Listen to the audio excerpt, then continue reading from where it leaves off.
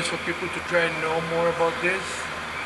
There's not much of that to be going around the village to educate older people and other, younger generation growing up in 1982 all the way to present.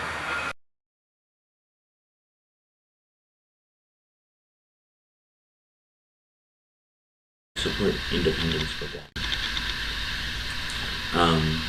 When you look, as I said before, when you look at the three options, each of them has their advantages and their disadvantages, but I like independence the best.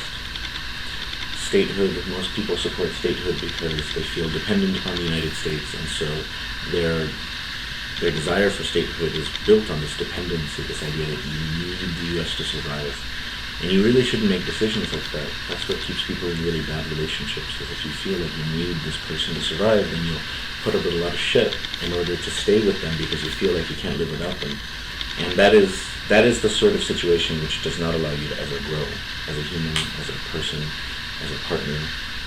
And so a lot of the arguments for statehood I don't like, and besides there's a lot of complications involving statehood, more taxes and so on. Free association is good. I wouldn't mind free association because it's a good interim status. It's basically where the United States and Guam sit down and they get to decide what does the U.S. have control over, what does Guam have control over.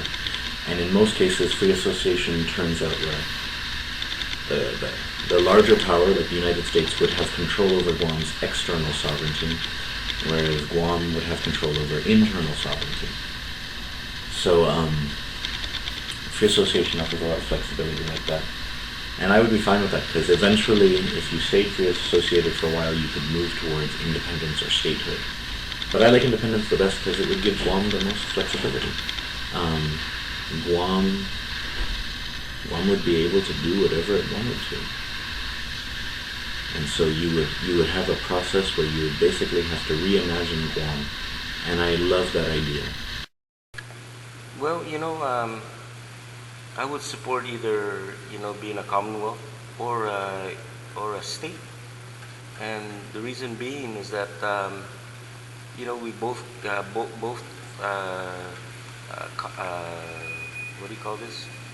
Being a state or being a commonwealth, we could still get, some kind of help from the United States, and us being a small island, we do need the support of the United States for our economy and just about for everything else that we need here on this island.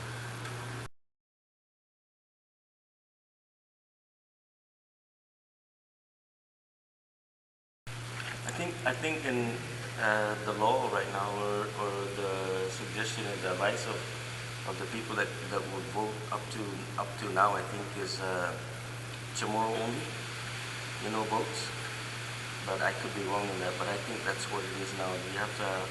You have to be some kind of have Chamorro blood in you to vote on the plebiscite.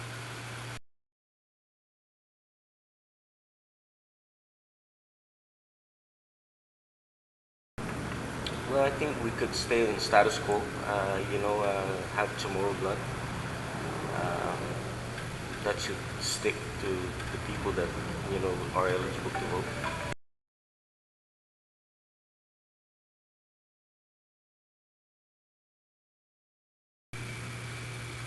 Well, I guess media, would be the best way, and speakers, they should have pamphlets go out and just let the people know.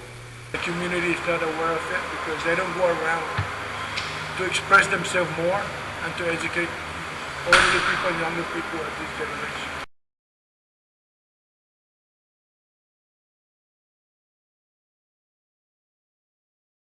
Well, as we speak right now, there's some people that are not really happy, about it. But I think we should stick to, right now to what the rule is. Because some people come here, to the island, because of, one reason or the other. But, the Chamorro people are the ones that will stay here for life. So whatever we vote on, we would have to stick with. And there's no other place in the country that we can go to but here.